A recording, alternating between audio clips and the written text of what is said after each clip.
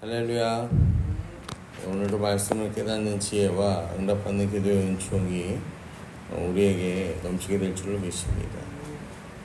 우리는 지금 스바냐서를 계속해서 특별 새벽 기도의 기간 동안 살펴보고 있는데요.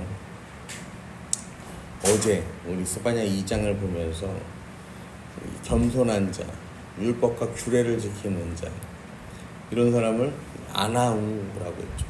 이 심령이 가난한 자, 애통한 자, 의에 줄이고 목마른 자, 그런 인생을 하나님께서 뭐 하신다고 했어요?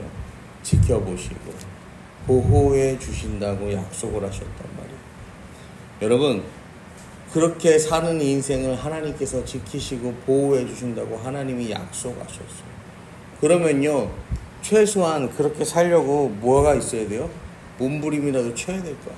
변화가 있어야 될 거 아니에요.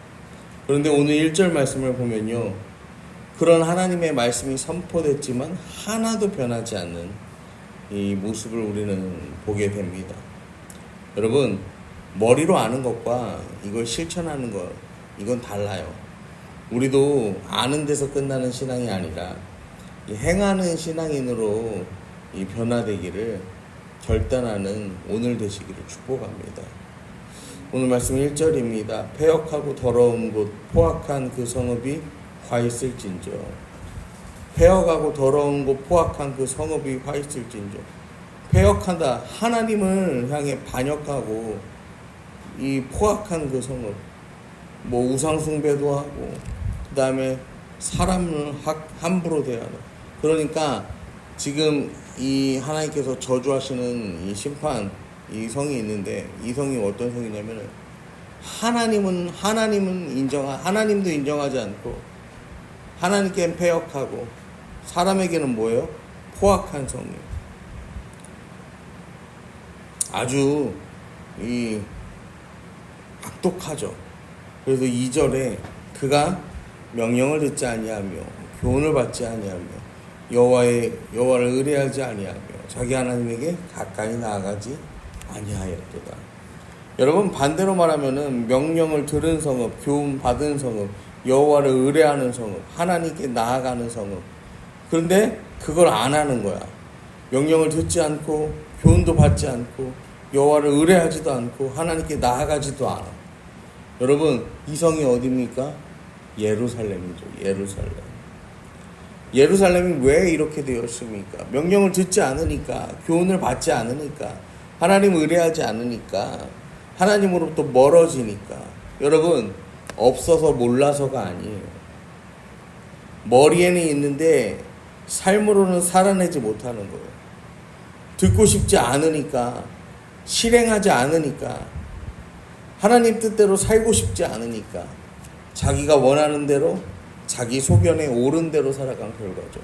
이게 언제예요?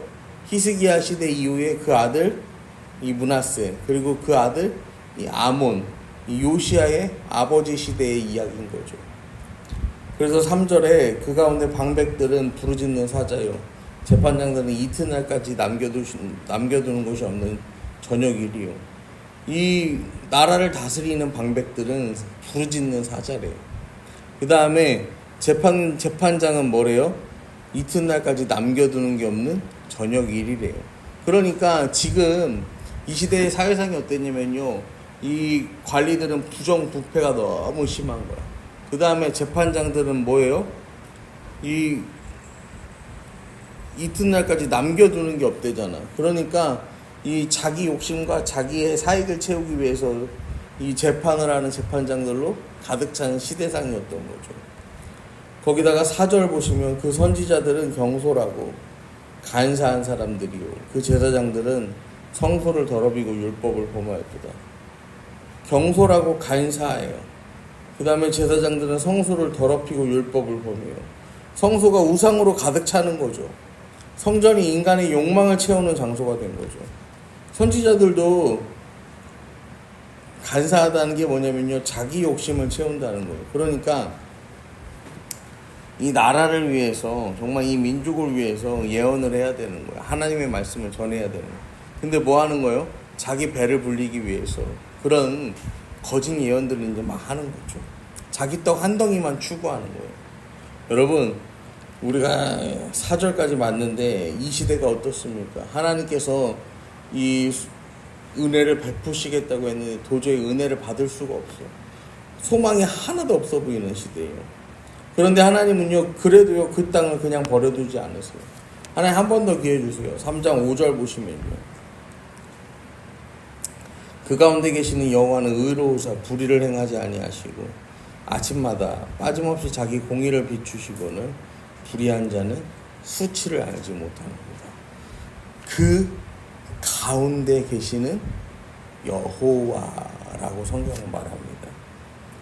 부패하고 타락한 이스라엘, 하나님을 아주 찾지도 않고 그냥 거부하는 그 이스라엘, 거기 가운데에 하나님께서 뭐 하신다는 거예요? 계시다라는 거예요. 그들을 아직 버리지 않고 하나님 소망을 가지신 채로요, 그들을 바라보신다라는 거예요. 여러분, 인간의 계속된 범죄를요, 하나님이 공의로 비추시고 소망을 거두지 않는데 인간이 너무 악해요. 악해도 너무 악해요. 그래서 하나님을 향한 이 사모도 갈망도 없는 인생으로, 수치를 모르는 백성으로 살아가요. 결국 이 하나님의 진노의 날이 온다는 거죠. 3장 8절에 보면 나 여호와가 말하노라. 그러므로 내가 일어나 벌할 날까지 너희는 나를 기다리라. 내가 뜻을 정하고 나의 분노와 모든 진노를 쏟으려고 여러 나라를 소집하며 왕국들을 모으리라. 온 땅이 나의 질투의 불에 소멸되리라. 내가 벌할 그 날이 반드시 온다는 거예요. 그 날이 오니까 소멸하는 불을 가지고 심판하는 질투의 불에 소멸되리라. 이 소멸하는 불이 임한다는 거잖아요. 여러분, 그런데요,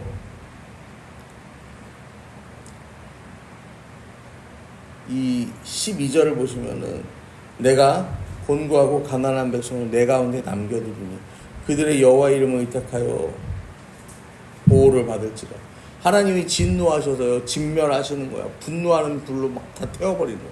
그런데 그 가운데에 뭐라고요? 곤고하고 가난한 백성. 여러분, 곤고하고 가난한 백성이 누구예요? 아나우, 이 하나님을 의지하고 겸손하고 하나님 섬기는 자들. 여러분, 그들을 뭐 한다는 거예요? 남겨두신다고요. 남겨두신다는 게 뭐예요? 하나님이 숨겨주신다는 거예요. 그 하나님의 심판 날에 하나님 숨겨주신다는 거예요.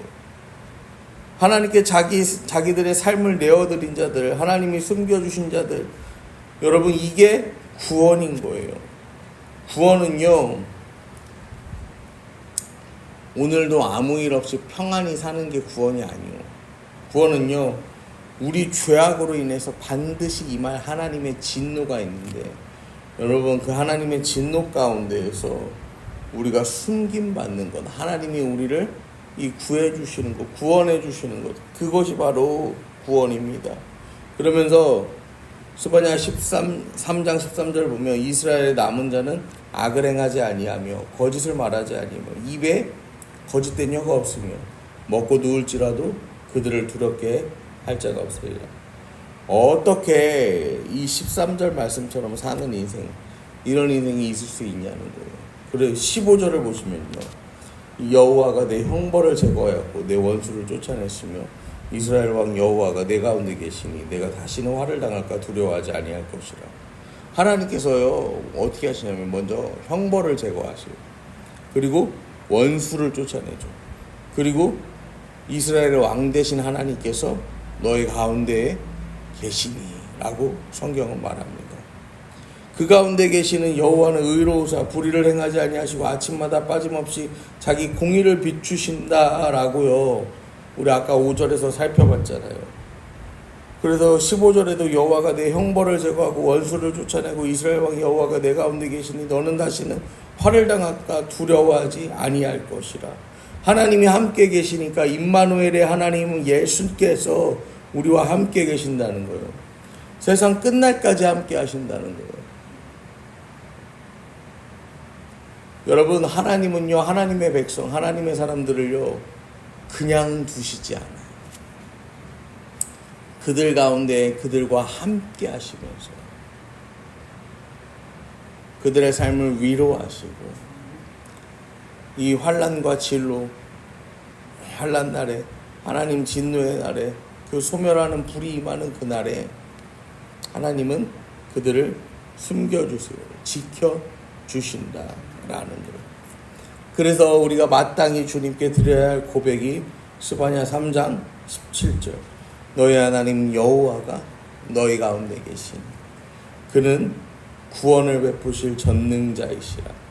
그가 너로 말미암아 기쁨을 이기지 못하시며 너를 잠잠히 사랑하시며 너로 말미암아 즐거이 부르며 기뻐하시리라 하리라. 할렐루야. 여러분, 오늘도 우리와 함께 하시는 그 하나님의 이름을 우리가 부르고요. 우리가 하나님을 신뢰하고 하나님 안에서 참 평안을 누리는 저와 여러분의 삶이 되기를 이 시간 간절히 축원합니다.